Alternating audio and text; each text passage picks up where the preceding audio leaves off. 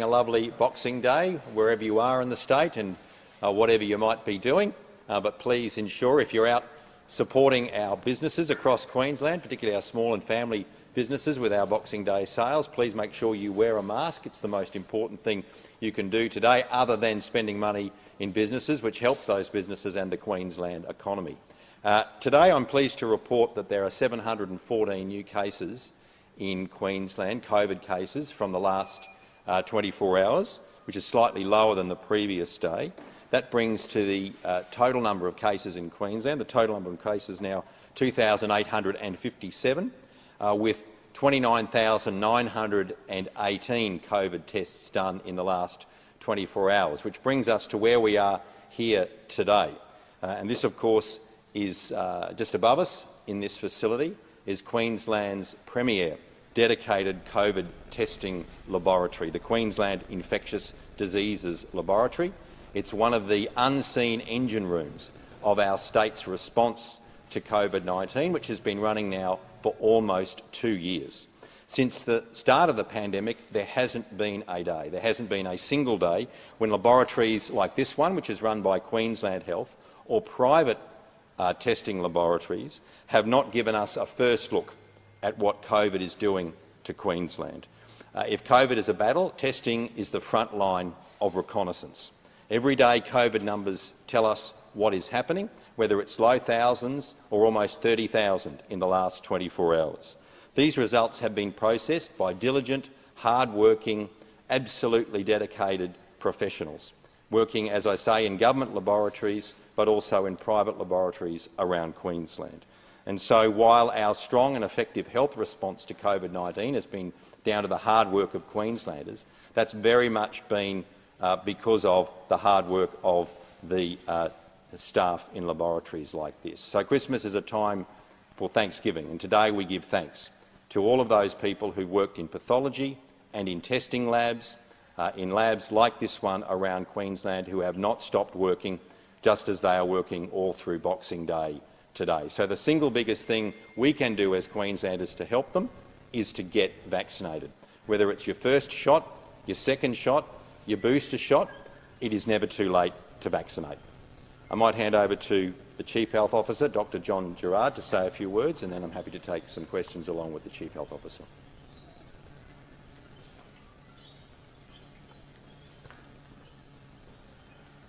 So in the last 24 hours, we've had 714 new cases to report in Queensland. This is slightly fewer than the preceding 24 hours, and it almost certainly has something to do with Christmas, perhaps people not coming forward to get tested over Christmas. So it won't surprise us at all if in the next couple of days the numbers get substantially higher, and we would not be too concerned about that. That would not be a surprise.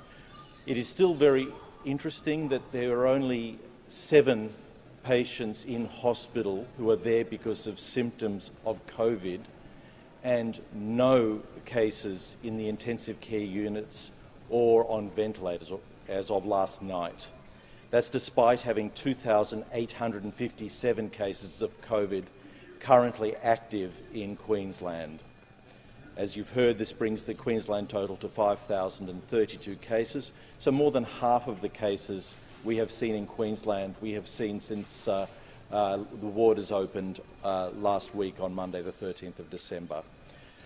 In terms of testing, there were 29,918 tests completed yesterday, and I really want to thank everybody who came out on Christmas Day to get tested in the warm weather. So thank you very much for those people, particularly those who may have had symptoms of COVID, who've come forward to get tested on Christmas Day. The case locations, again, right across Queensland, they haven't changed, so I'm not going to go through the list of LGAs again. They're right across Queensland, from the north to the south. What strains are we seeing? It's about 75% of the viruses we're seeing are the Omicron strain, sort of stable at that percentage, around 75% Omicron, about 25% Delta. We're moving more and more patients out of hospital, people who've been stranded in hospital because they have nowhere else to isolate. So we have 714 people who are being managed very, very successfully at home with mild symptoms of COVID. We still have 93 patients in hospital, which includes the 7 who are actually symptomatic, who still have alternative places that we need to move them to. They may have other medical conditions, for example, but happen to have COVID. There are other reasons why they're in hospital. But at this stage, only 7 patients who are admitted to hospital with symptoms related or directly related to COVID, and none in intensive care, none on ventilators.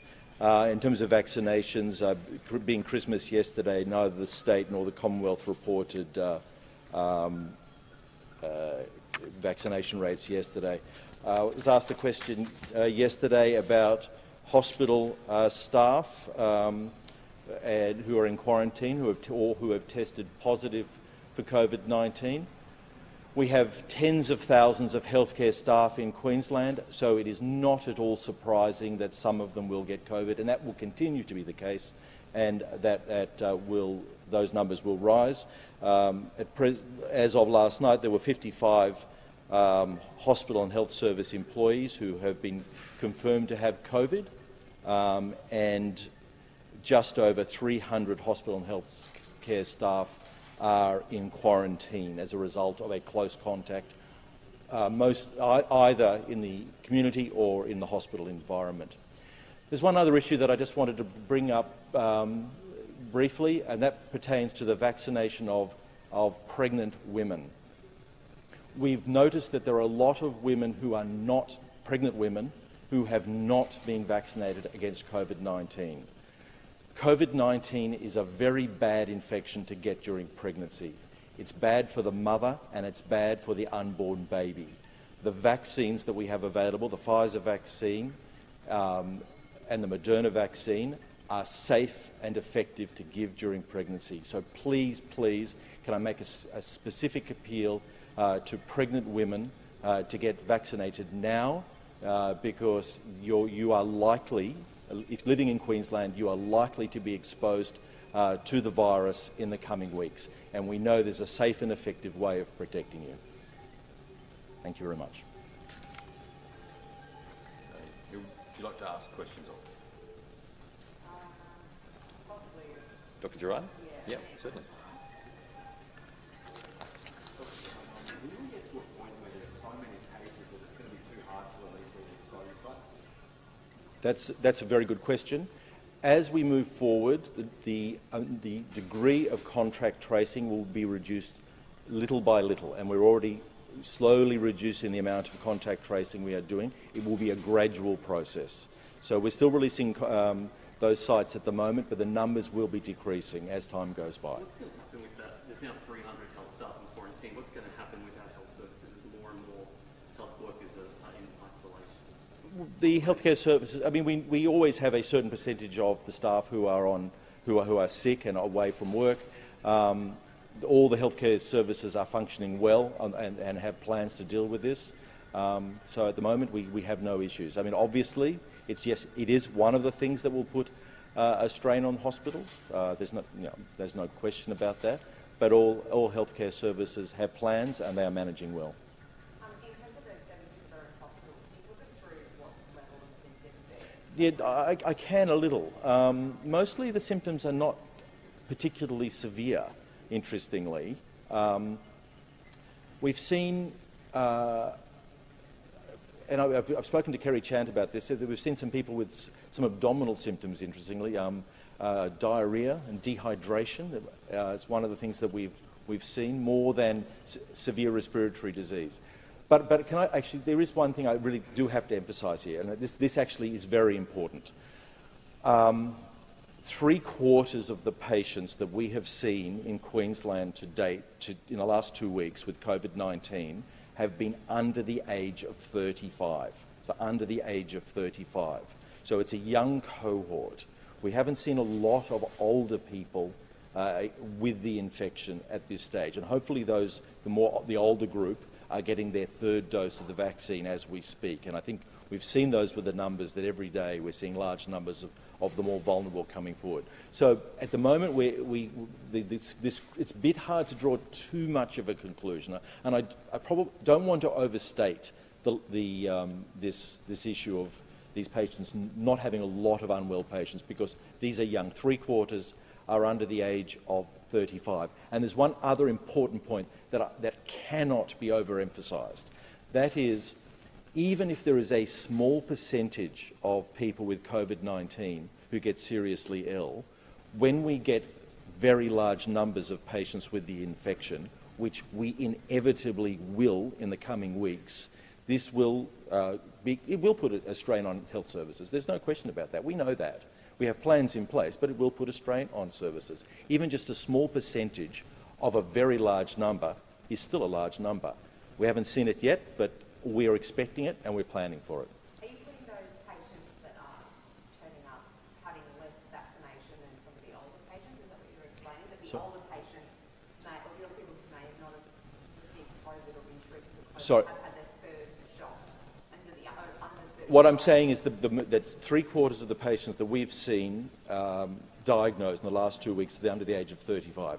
It's probably related to the behaviour of young people. They're more social than people who are over the age of 35. So we've known that from the beginning, that younger people are more likely to get this infection, even though they tend not to get as sick. Maybe I didn't make that clear. So they tend not to get that sick. So I don't want to overemphasise the fact that we don't have anyone in intensive care. It's interesting, and we're watching it with great interest, but our age group is young. And the 7 who were in hospital, are they fully vaccinated? I don't have all the numbers. I can't recall. Quite a few people who have the infection have been vaccinated. The vaccine seems to protect you mostly against severe disease with Omicron. None of these 7 have severe disease. None. But it is early days. It's early days because we're going to be seeing tens of thousands of patients, and we haven't seen a big spread among the elderly group yet. So things are likely to change in the coming weeks. When will it get too hard to manage cases at home? When cases rise, how many resources are available to the Well, that's our aim, to manage the vast majority we managed as home. We have processes that are coming in place and increasingly being used to manage them at home. Because the majority of people aren't that sick, so they can be easily managed at home. And I have heard reports of people who aren't particularly unwell learning of their COVID diagnosis and presenting to emergency departments. That's really not what we want. If you're not sick with COVID, please don't go to the emergency department. Unless you're breathless, you have chest pain, or you feel significantly unwell. So don't just because you have COVID-19, that's certainly not a reason to go to the emergency department. And we have been hearing reports that people learn their diagnosis and go straight to the emergency department. Have there been any super spreader events in these cases? Look, there are regular clusters. There's so many. This has become widespread. There are lots of clusters occurring all the time, and I can't even list. I can't list them. Well, if you say super spreader involving hundreds of cases, other than ones we mentioned previously, there was an event early on associated with graduation ceremony. That's a while ago, but there are lots of clusters all the time. We know how long. Sort of asking how long is a piece of string, but we didn't think we'd be still doing this 2 years ago. We know how long we might be doing this for the future. No, I think we can't answer that yet. It's too early to answer that. When it comes to testing, we've spoken to people who are now sort of in their 5th day waiting for test results. Is that something that we're seeing across the board now? Is testing just getting too overwhelmed, or how does that look like? Our turnaround times for testing in Queensland are pretty good.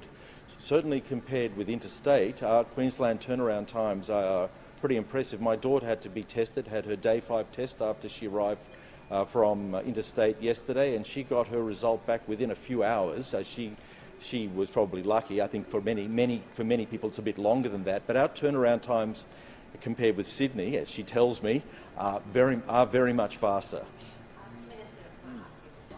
The New South Wales Health Minister has pleaded for a decision to be made regarding rapid antigen testing rather than the day 5 PCR test. Is that something that the government is going to bring forward? Well, we've said we'll consider that over time and look at how the current policy position of the government might be changed from the 1st of January, but there's no change to that position at the moment. But we'll continue to monitor it, take health advice. What's the safest way to test the community? Testing is very important to identify the virus, who's infected by the virus, and then how it can be managed. So we need to have high standards. There's no chance of that date being brought forward? No, not at this stage, no. In terms of people trying to travel to Queensland and struggling to get a test back within that 72-hour block, or we've heard interstate there are some delayed testing results coming through. Should that 72 hours be extended given the burden on the system at the moment with regards to testing results? Well, the overwhelming majority of people who are being tested in New South Wales are being tested because they're concerned about being infected with the virus in their home state. And that's not surprising. This is a state that let the virus get out of control, and it caused untold damage to lives, to livelihoods and to business. We know the budget deficit, for example, in New South Wales this year is $20 billion. Their budget position, their fiscal position has been wrecked by the virus. Our budget deficit is less than half what we predicted it would be. It'd be $1.5 billion. So that's just the money. And then we look at the hundreds of lives that were lost. So people in New South Wales are naturally very concerned when they hear they might be a close contact and are going to get tested. So the pressure on the testing system in New South Wales and other states isn't because of people wanting to travel to Queensland. And this is also the same testing regime for other states like South Australia and Tasmania and Western Australia. So we're no different to other parts of the country. So we're not looking at changing our position at this time. So despite the fact that there will be people who would be in the same mix as just going to get a test to come into Queensland, so the same people who would be going to go get a test because of fear of being close contact, it's not their fault that they're having to wait for so long. Would the Queensland government consider extending that 72-hour window? Well, that sort of suggests it's the Queensland government's fault for not standing up appropriate testing. That's entirely a matter for New South Wales. We have a standard that we've set to protect our people, and that's what we've done all along to keep our people safe, to take a careful and cautious approach to responding to the virus, which is what we're going to continue to do. But the virus is unpredictable, circumstances change, we constantly monitor these things.